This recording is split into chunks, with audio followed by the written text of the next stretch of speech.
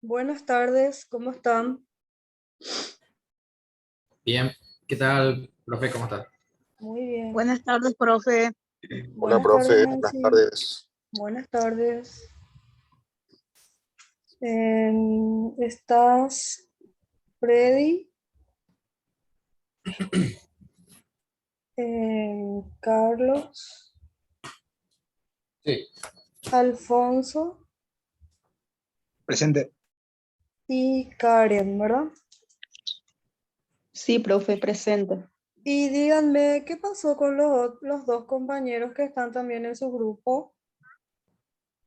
El compañero David, no sé si está aquí. David no está en su grupo. Yo no tengo ningún David. Nosotros sí, profe, en el grupo de WhatsApp. David Raimundo creo que es. Ah, ya. ¿Y él está también? Y tendría que estar, profe. Porque yo veo cuatro integrantes nomás en su portada, por eso les consulto.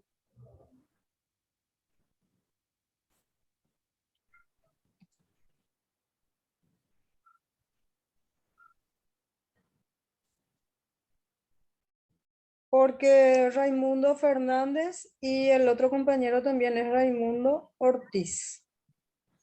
Bueno, David es su primer nombre entonces. Raimundo Fernández, profe, creo que no va a estar.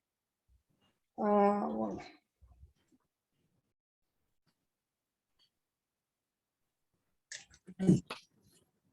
Bueno. Y el otro compañero entonces no está tampoco conectado. Estuvo a la mañana, profe. Ahora no sé si está en el Zoom. No, yo no lo estoy viendo. él no te dijo que iba a estar Warning ocupado in por un progress. trabajo.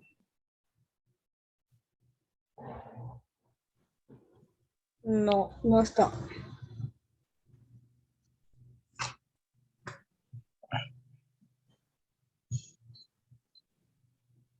Bueno, cuando ustedes dispongan, iniciamos. Bueno, no sé de funciones los contenidos, la formación integral de los estudiantes en la educación ¿Sí? superior. Estamos Freddy Gómez, Karen Quintana, Alfonso Peralta y yo, Carlos Gómez. Empezar la compañera a introducirnos con el tema. Bueno, Buenas tardes para todos. A modo de guía estaré dando una lectura a la introducción del tema.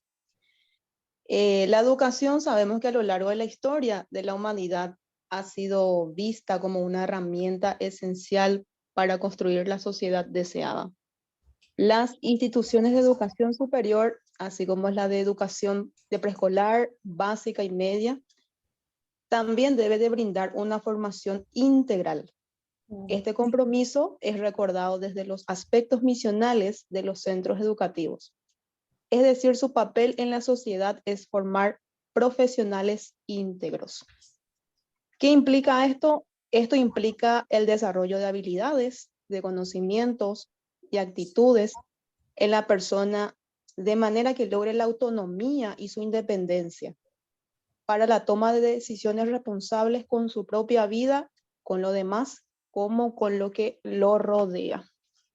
Entonces aquí me centro un poquito, ¿verdad?, en la importancia de la base de la formación que tuvimos desde la educación media. Esto entonces quiere decir que va a seguir influyendo en el estudiante universitario. ¿Por qué? Porque va a requerir que vaya desarrollando las actitudes y conocimientos ya aprendidos anteriormente, pero dentro de la universidad como un futuro profesional. sí. Siguiente, compañero.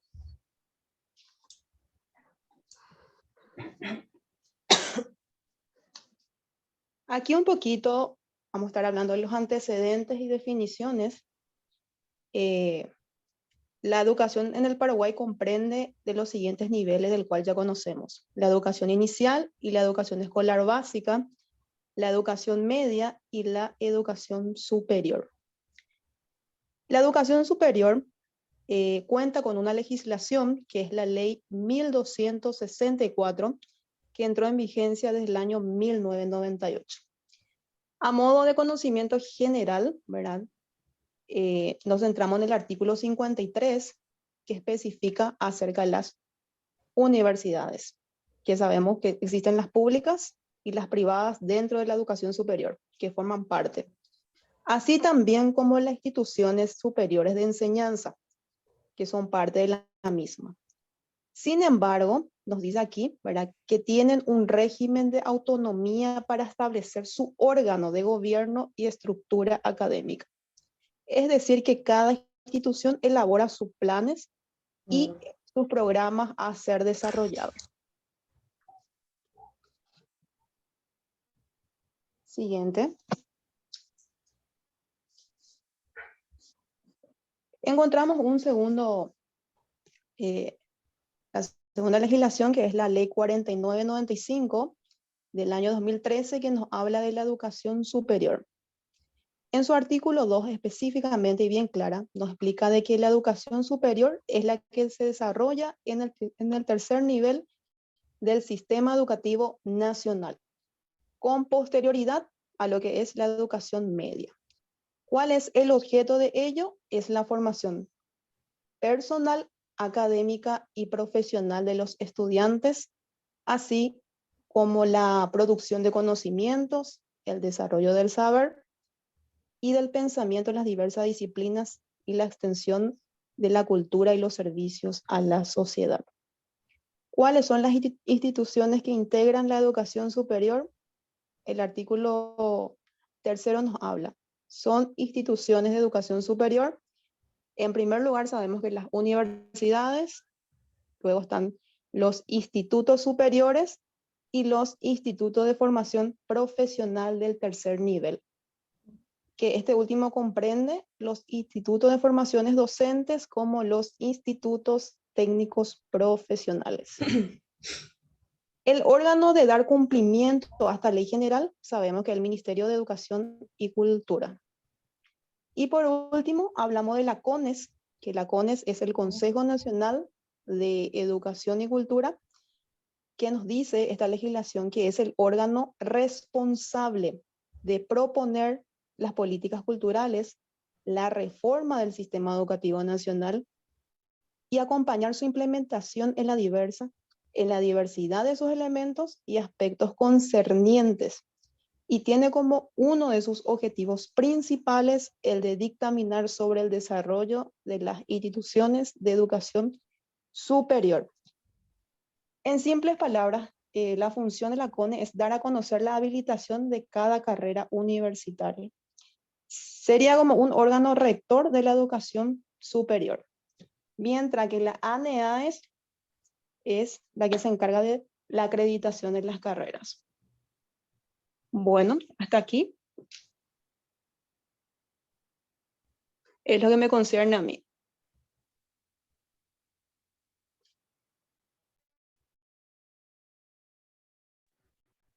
Buenas tardes, profe. Yo soy Freddy Buenas Gómez. tardes. Y si no tengo muy buena conexión porque estoy en el hospital, si por ahí no me escuchan bien, entonces me pueden interrumpir para que pueda volver a repetir, ¿verdad? Porque no tengo una conexión muy estable de internet.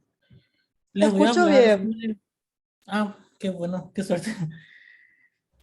En cuanto a la definición, ¿verdad? De la formación integral en un estudiante en la educación superior, ¿verdad? Ya es muy distinta a lo que se tenía en un concepto anterior, ¿verdad? Que la educación integral se encarga de desarrollar y orientar claramente las potencialidades que poseen los estudiantes universitarios. Eh, el profesor ya no se encarga de decir una verdad absoluta, ¿verdad? Lo que se encarga es de desarrollar una orientación y como un guía para que el propio alumno vaya investigando y descubriendo solo, ¿verdad? En cuanto a eso, la formación no se limita meramente a la capacitación académica, ¿verdad?, sino que va más allá, busca formar personas competentes que sean capaces de discernir los signos de los tiempos de una manera reflexiva, crítica y comprometedora, ¿verdad? Porque una verdad que nosotros damos por sentada hoy, ¿verdad? Entonces puede cambiar mañana. Entonces lo que nosotros debemos formar son personas que puedan ser críticos, reflexivos, ¿verdad? Comprometidos con su profesión y que puedan ir adaptando sus conocimientos y su actuar como profesional, ¿verdad? De acuerdo a los nuevos conocimientos que van apareciendo día a día. La siguiente, por favor.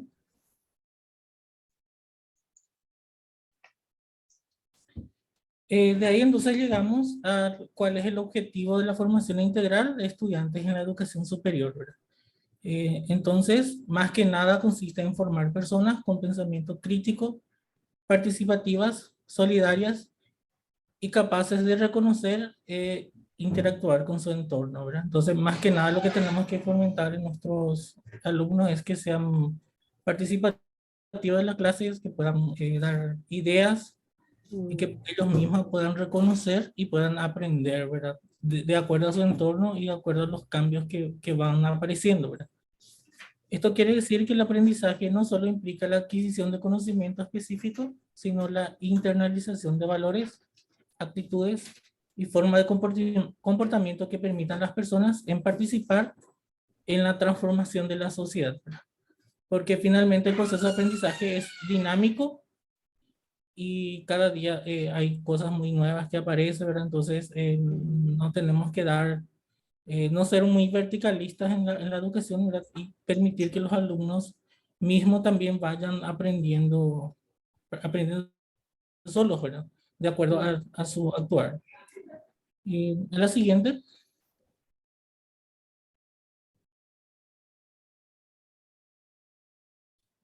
Hola, ¿qué tal? Yo soy Carlos Gómez. Voy a hablar de este, las siguientes dimensiones que o sea, los estudiantes tenemos para la formación integral, ¿verdad? Como dimensión afectiva, lo que se busca es que los estudiantes puedan entenderse a sí mismos y relacionarse con los demás, ya que usualmente las clases son en grupos, ¿verdad? Algo que tal vez ahora disminuyó un poquito con las clases virtuales. En la dimensión cognitiva, lo que se busca, así como dijo Freddy, ¿verdad? Que el paciente, perdón, que el estudiante sea crítico, que pueda adquirir conocimientos y pueda, a partir de habilidades básicas, pueda resolver algunos problemas un poco más complejos, ¿verdad? Y también, como interactúa también con los compañeros, puede tener ciertas cuidados a la hora de comportarse, ¿verdad? En la dimensión comunicativa, es lo que creemos que es la capacidad de expresar por escrito y verbalmente la comunicación entre nosotros, ¿verdad? Y también el maestro. También la dimensión de la ética es bastante importante, ya que el estudiante tiene que poder tomar decisiones autónomas según los principios ya que trae, que luego pueda formar con sus compañeros, ¿verdad? En cuanto a la responsabilidad del docente, nosotros encontramos tres responsabilidades, que es tratar de suministrar las herramientas esenciales para el aprendizaje, ya sea la lectura, la escritura, la expresión verbal y la solución de problemas, y cómo el estudiante puede acceder a la información, ya sea por libros o internet o el mismo un profesor, ¿verdad? Con mayor experiencia. En cuanto a los contenidos básicos de aprendizaje, en conocimientos teóricos y prácticos que pueda también pasar al estudiantado. Y por último, los valores y las actitudes. El profesor tiene que poder escuchar, dialogar, tener una atención continua y apoyar al estudiante, ¿verdad?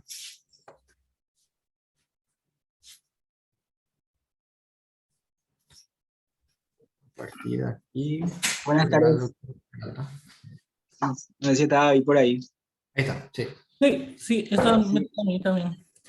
Ah, vos En también. cuanto En cuanto al contenido, el contenido es el componente del proceso educativo que expresa la configuración que éste adopta al precisar dentro del objeto aquellos aspectos necesarios e imprescindibles para complementar el objetivo y se manifiesta en la selección de los elementos de la cultura y su estructura de los que debe apropiarse el estudiante para alcanzar los objetivos, ¿verdad? El contenido sería la idea principal, ¿verdad?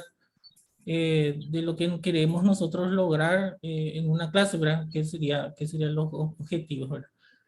Pero también debemos ir complementando con otros elementos, ya sea de la cultura y de la estructura misma que el estudiante tiene, ¿verdad? Para que él pueda apropiarse y pueda que se pueda sentir comprometido y ser parte también de su educación, ¿verdad?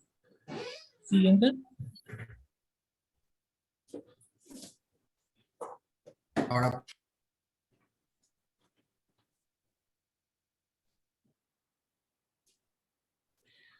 En cuanto a los tipos de contenidos, se puede clasificar en tres tipos, ¿verdad?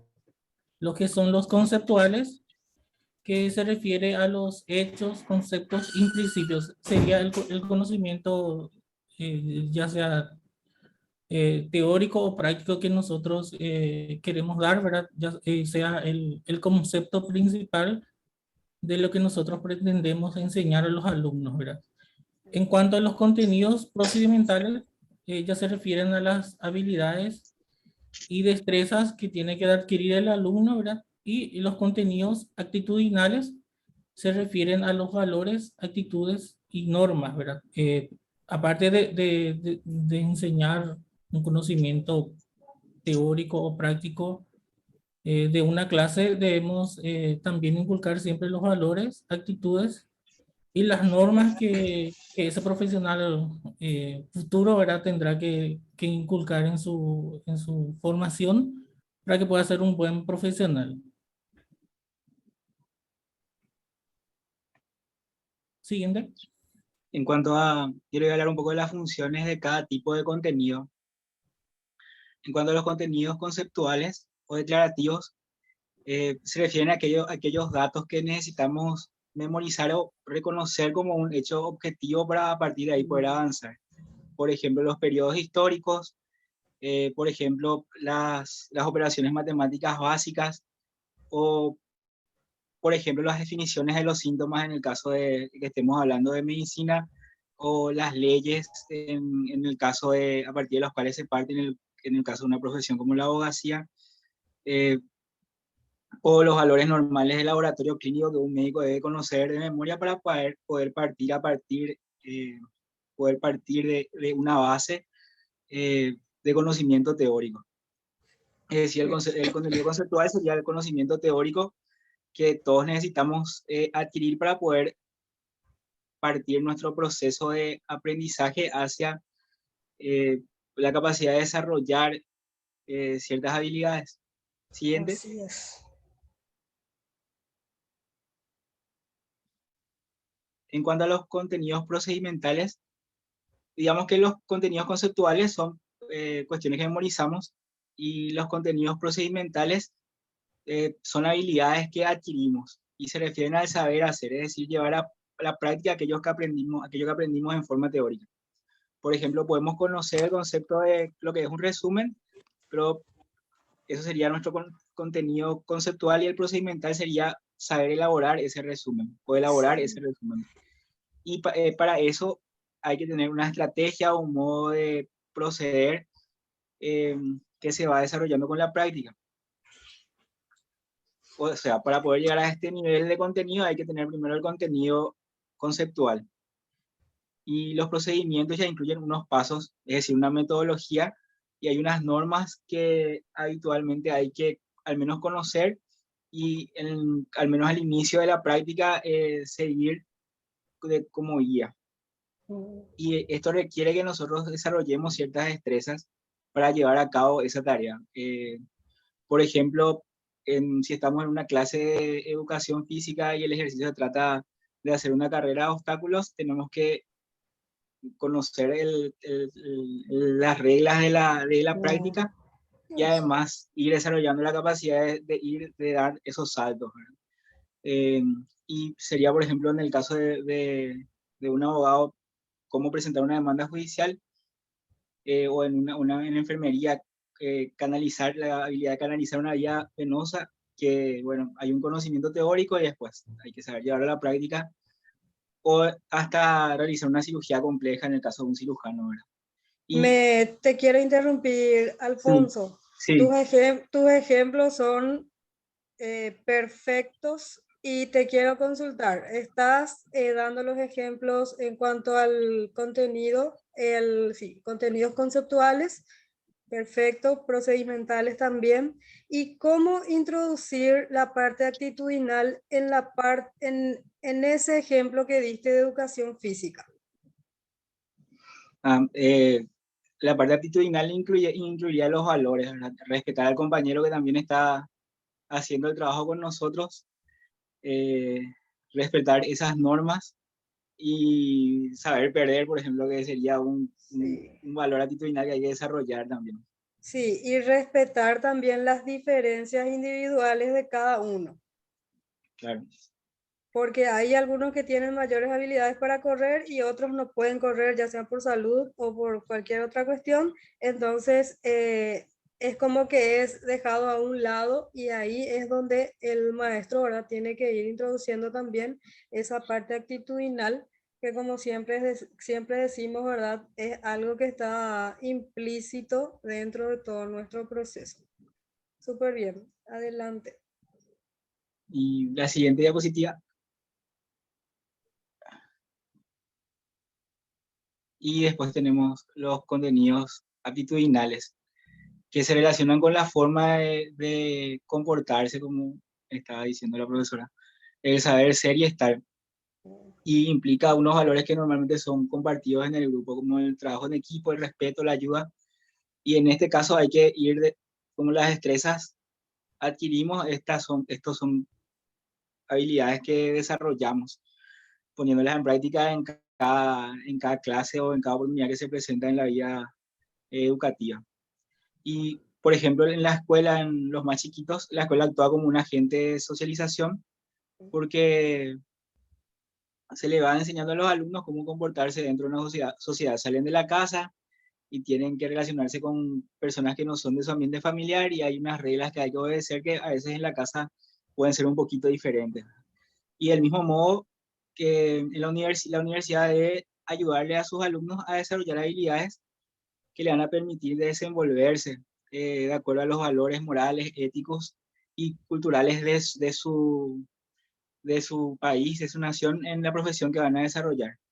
Por ejemplo, nos sirve para poder desarrollar habilidades de relacionamiento interpersonal, como ejemplo, la habilidad de un médico de relacionarse con los familiares de su paciente y con otros colegas, con compañeros de trabajo, y eso incluye desde cómo comunicar una mala noticia a familiares de un enfermo, hasta liderar un equipo de trabajo, o también saber ubicarse en el sitio del equipo de trabajo en el que te toca estar en ese momento. Y una vez que se integran estos tres tipos de contenidos, es decir, que logramos que haya una formación integral del alumno. No basta con solamente el contenido conceptual, ni que solamente tengamos contenidos conceptuales y actitudinales. También tenemos que llegar a desarrollar las destrezas como para que la formación sea integral. La siguiente diapositiva. Y a modo de conclusión, es que la formación de los aspectos humanos, es decir, de toda la unidad biopsicosocial que implica el ser humano, debe ser la base fundamental de cualquier tipo de educación, y la misión de la universidad debe ser no solamente la formación de un profesional que sepa hacer para lo cual se está capacitando, sino que pueda desarrollar además conocimiento y capacidad de investigación, compromiso con el desarrollo económico, social y político del país, y lo que dije, no solo debe estar orientado a la realización de tareas profesionales concretas. Y los contenidos conceptuales, procedimentales y sobre todo actitudinales deben estar orientadas a esta misión de la universidad. Y eso es todo. Muchas gracias. Muy bien.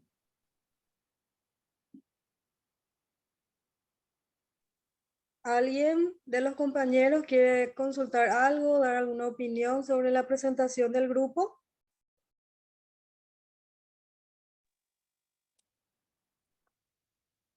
No, profe, nada, bastante bien.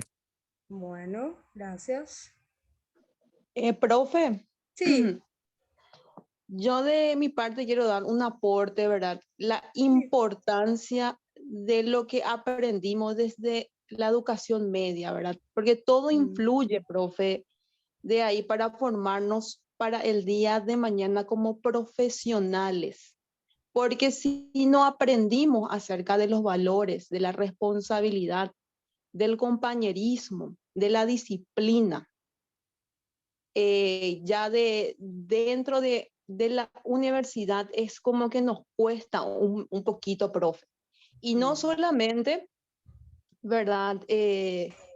A nivel, o sea, que como estudiante, sino que ahí el rol del docente es importantísimo para aplicar estos tres tipos de, o sea, que funciones del contenido, profe. Es un desafío para el docente porque cuesta aplicar esas tres dimensiones, profe. Eso nada más. O sea, si no aprendimos de allá y si no ponemos de nuestra parte, es como que cuesta. O sea, tiene que existir también el interés del alumno en volver a aprender eh, ciertas cuestiones. Y eso Sí, nada más, profe. gracias, Karen. Totalmente de acuerdo. Solamente que no solamente enfocarnos en lo que es ya el nivel medio, porque el nivel medio ya es un producto de niveles anteriores, ¿verdad? Que siempre venimos hablando de la importancia que tienen las bases del nivel inicial. Desde el nivel inicial nosotros ya vamos trabajando en equipos, mini equipos de trabajo. Se debería trabajar ya de esa manera. ¿Para qué? Para ir fomentando ese espíritu de trabajar con el otro, ¿verdad? Porque sabemos también que los niños cuando son muy pequeños a veces tienden a ser muy individuales.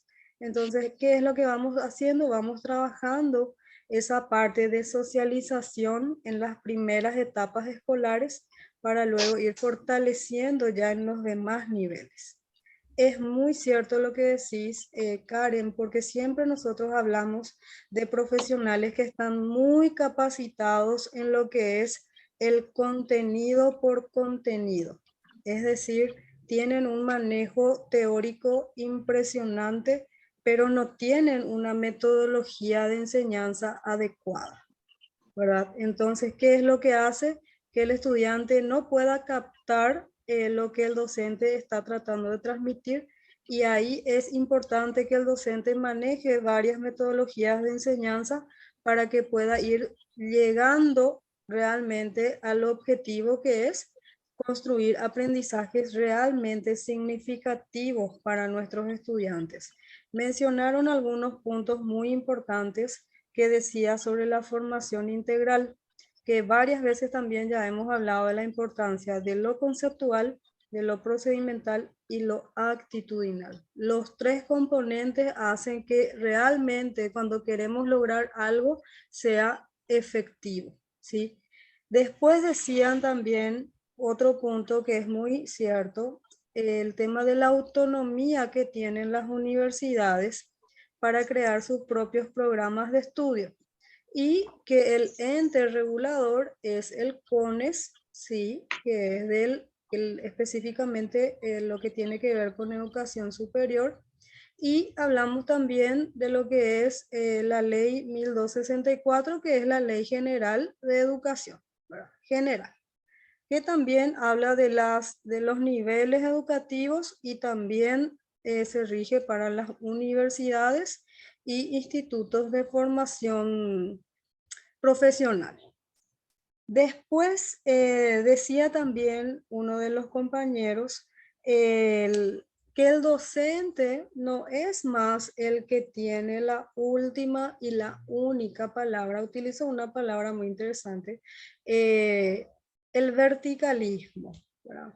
Que era antes la figura, lo que decía él nomás o ella era lo único válido, y sin embargo hoy tenemos un panorama mucho más amplio. Hablábamos también de lo que es la globalización, de lo que hoy es cierto, puede que mañana ya vaya cambiando en cuanto a al enfoque del conocimiento o del hallazgo en sí mismo. Entonces es muy importante que el alumno también tenga las herramientas válidas para aprender a investigar.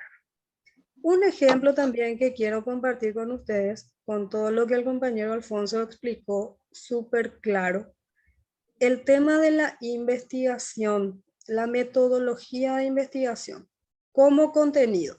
Por ejemplo, en la parte conceptual, ¿qué es lo que vamos a enseñar? Díganme.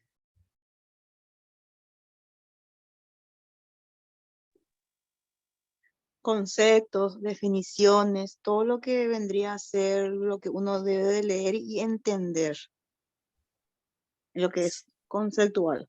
Sí, pero cuando hablamos de contenido, si voy a enseñar, por ejemplo, metodología de la investigación para hacer un trabajo de tesis, ¿cuál es la parte conceptual? Los tipos de estudio, Sí, ¿qué más? cómo cómo elaborar una hipótesis, Sí. cómo elaborar objetivos generales específicos, recolección Generales. de datos.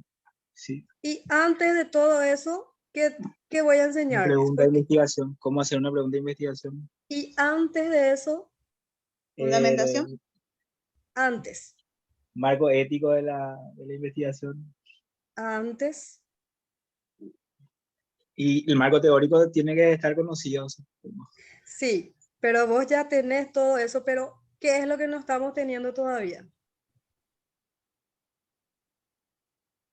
Si vos ya estás trabajando todo eso, quiere decir que ya tenías un tema.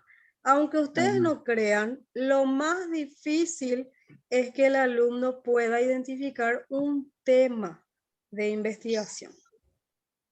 Cuando empezamos a trabajar en la elaboración de las tesis propiamente, hablábamos también que el profesional a veces ya asume que el alumno sabe cuáles son los componentes básicos de una tesis para elaborar, o aspectos así básicos para elaborar una tesis.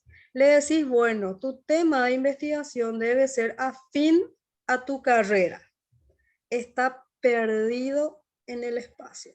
No se acuerda luego cuáles fueron los módulos que realizó en su carrera, no sabe cuál es el tema que va a tomar. Entonces es partir otra vez de nuevo. Todo lo que es concepto, qué es un tema, qué es un título, cómo elaborar los objetivos, qué debe contener una introducción, cómo se elabora una justificación.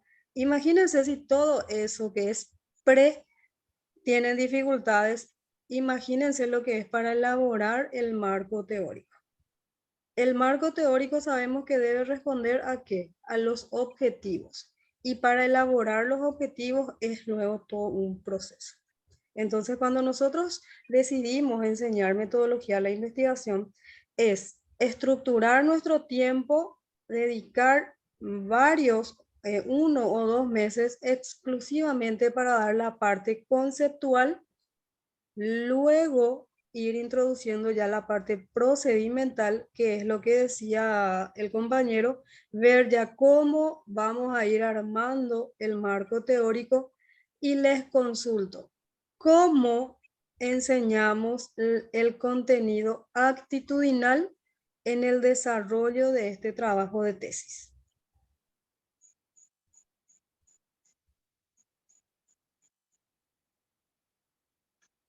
A nosotros nos sirve mucho las reuniones bibliográficas, profe, pero eso ya vi ya en nivel terciario, ¿verdad? Que comentamos trabajo de investigación y así uno ve qué cosas todavía no se han investigado y tener una idea, ¿verdad? No sé si, por si a alumno le preguntabas qué le interesa o qué investigar, va a estar perdido. O sea, yo creo que, por eso no sé si en la secundaria se podría implementar, ¿verdad? O sea, ojalá que sí, no sabemos si es así en el extranjero, ¿verdad? Que estén más familiarizados con los estudios científicos, con los papers, y así uno sabe que donde hay agujeros, ¿verdad? En el conocimiento, ¿verdad? Que obviamente hay muchos.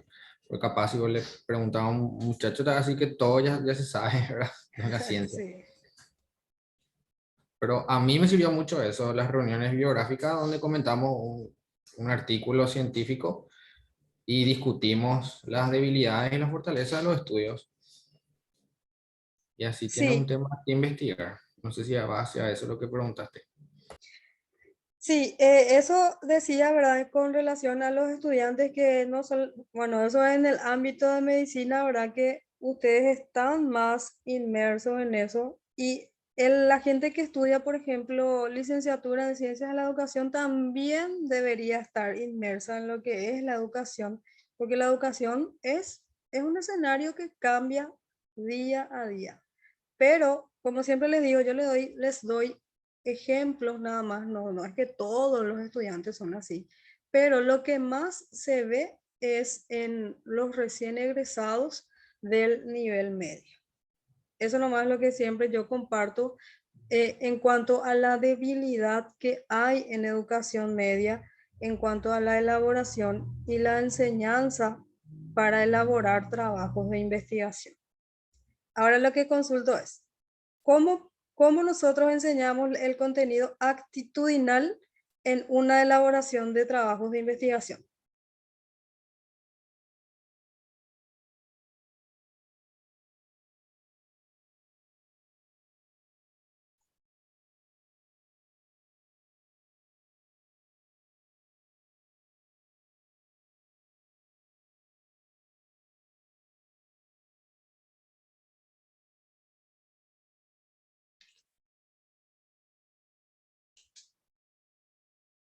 Uno de los compañeros mencionó una palabra muy importante que se llama ética.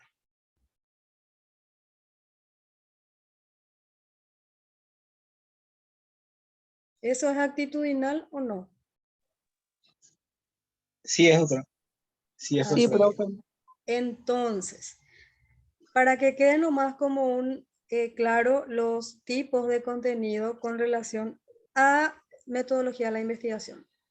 Contenido conceptual, le damos todas las herramientas, conceptos, qué es un tema, qué es un título, qué es un objetivo, qué son los objetivos específicos, qué es un marco teórico, qué es una metodología de investigación, qué es una bibliografía.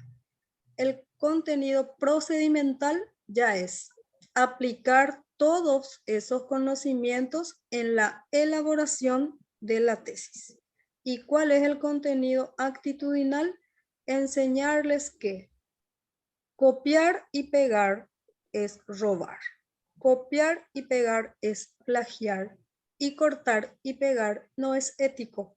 Entonces, esa es la idea que centra los tres tipos de contenido al desarrollar una materia, un módulo o un diálogo con los estudiantes. ¿Está bien? Quería nomás darle la idea de que los tres tipos de contenido están siempre en el desarrollo de la clase. ¿Sí? Sí, profe. También la parte actitudinal, creo también, profe, que se podría dar cuando estamos llevando a cabo nuestras encuestas, entrevistas y demás, ¿verdad? Creo que es un buen momento también para demostrar las actitudes como profesionales que estamos a punto de ser. Sí. Así mismo es, Ana. Como siempre decimos, ¿verdad? En nuestra vida todo es un aprendizaje y todo es correcto o incorrecto. Entonces el que tiene finalmente la decisión es cada uno, ¿verdad? Y para cerrar nada más la idea, noté también una idea que dijo el compañero. acá también se ve en el desarrollo de las actividades, de las clases propiamente, la diferencia entre enseñar, que tiene que ver con la parte conceptual y procedimental, y educar, que hablamos cuando nos referimos a la práctica de valores. ¿Sí? Profe, en cuanto Sí. a los valores, ¿verdad? Hoy un sacerdote nos preguntó cuáles son los desafíos más grandes que tenemos en educación. Y todos hablaron, ¿verdad? De materias, de cosas. Entonces yo recordé tanto la última clase que tuve con mis alumnos, que fue el día de entrega de trabajos, el primer trabajo que yo pedí. Y de 29 alumnos, yo preparé inclusive premios, creo que llevé unos caramelitos así, que era sobre la independencia del Paraguay, porque se trataba de eso el trabajo, y yo llevé para los que entregaban premios, que entregaban sus trabajos, iba a darles un caramelito. De 29 alumnos, 10 me entregaron su trabajo. Ya di otra fecha para volver a entregar, me entregaron 2 más.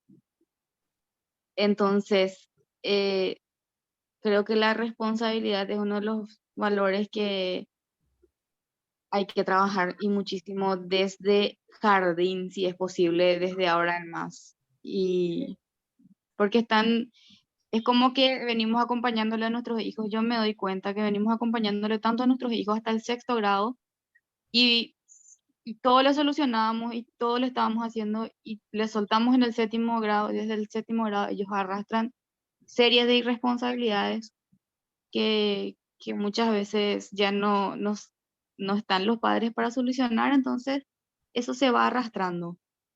Y los alumnos pasan, y van pasando, y van pasando sin tener ese valor que es tan importante. Yo creo que la responsabilidad, y demasiado se nota en nuestros jóvenes ahora. Sí. Demasiado. Así es, Ana. Y no solamente la responsabilidad, no solo como valor personal, sino también hay una corresponsabilidad con la familia, ¿verdad? Porque recordemos que el estudiante no es solo en el mundo, aunque lo dejen solo, pero ese acompañamiento también es responsabilidad de la familia, ¿sí? Desde las Sí. familias es lo que tenemos que ir trabajando desde el nivel inicial siempre. Todas las bases están en el nivel inicial. ¿Bien? Sí. Sí. Bueno, me gustó mucho esta presentación, una contextualización interesante. Les felicito.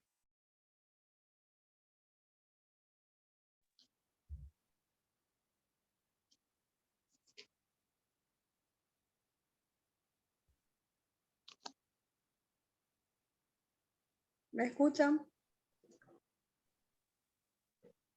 Sí, Sí, profe. profe, gracias, gracias. Sí, Bueno. profe, muchas gracias. Bueno, está bien. Nos encontramos entonces el día martes con con la presentación del grupo 5. Que tengan un buen descanso.